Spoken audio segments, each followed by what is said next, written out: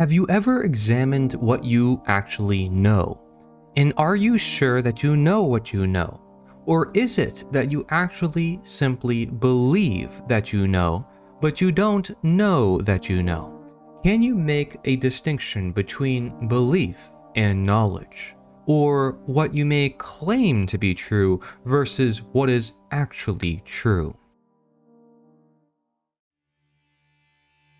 Well, what we believe or claim may not be true, and this differentiates it from knowledge.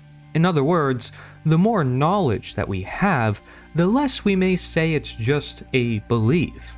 It is a belief that makes us say slavery is natural because it's always existed.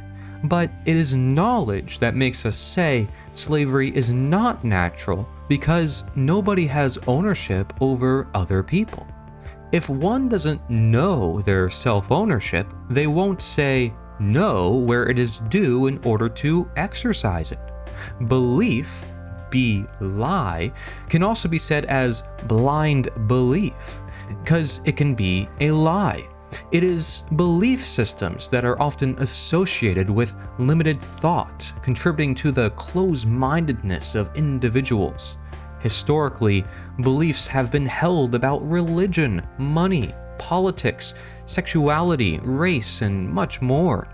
Similarly, a myth or superstition is a long-held false belief. People will always hold beliefs, but the question is what they do with it, as we come to evaluate voluntary action and its importance. To reiterate, every individual already has the freedom to live their own life as they please. The slave master is only able to impose their will upon the willing slave as much as they please because the slave was not able to say no, or they have been kept away from the knowledge to say no. If somebody is in a toxic, abusive, or unhealthy relationship, would it be important to learn how to say no? If somebody is consuming a food or partaking in an act that they know they should not do, would it be important to learn how to say no? The slave may beg the master for change, believing that they need permission to be free, but that merely reinforces their slavery, because we know that freedom by definition does not require permission. So all these people are voting in the world. All these people are changing the people in charge, or changing the laws. But does that mean that you are free? Do you truly know, and therefore do you truly live as a free individual? See, in the scenario we talked about with slavery, the slave does not have the knowledge that the situation they are in is inherently immoral and that it cannot be changed. It must be abolished. In other words, to say no is no. You are either a slave or you are free. You either own yourself or you don't. Let us not mistake evil for good or giving people more rights than others, because slavery is not a way of life. Slavery is a way of death. Mahatma Gandhi said, "Nobody can hurt me without my permission."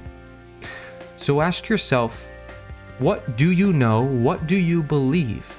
And even the things you claim you really truly know deep down inside, what are you willing to do with that knowledge? Would you tell someone else how to live their own life with that knowledge? Would you be willing to use violence to uphold that knowledge against them if they do not agree with you?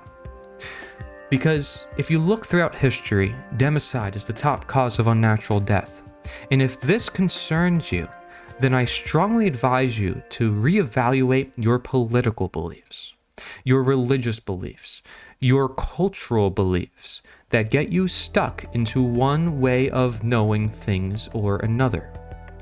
Are you able to see why people think and why they think they know?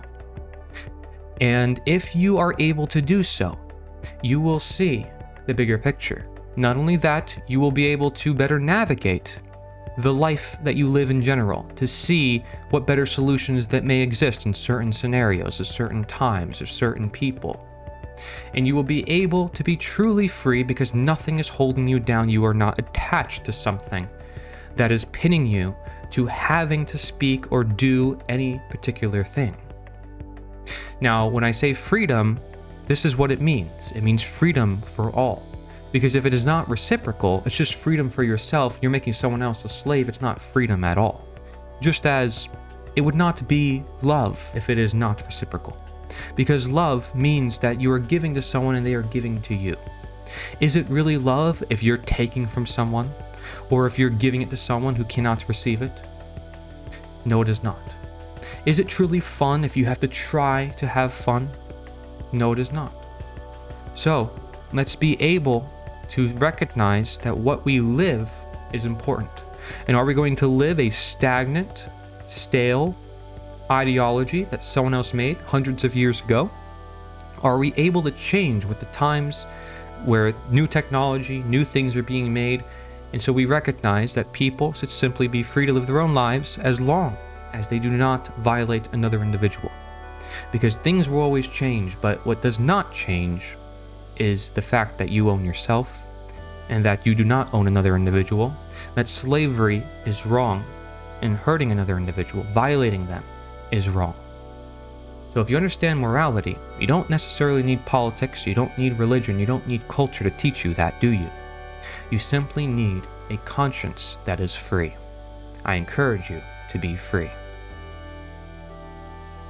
Thank you for watching this part of the docu-series Slavery Gone for Good. Be sure to watch our other parts for a more deep understanding as to the nature of truth and action in its fullest extent. If you want to learn more and hear more quotes that have not been discussed in this video, be sure to buy the book Slavery Gone for Good Black Book Edition. This is the most important work in history, and you are part of that work. Do not forget it. As Frederick Douglass, former slave and abolitionist, said, "Knowledge makes a man unfit to be a slave."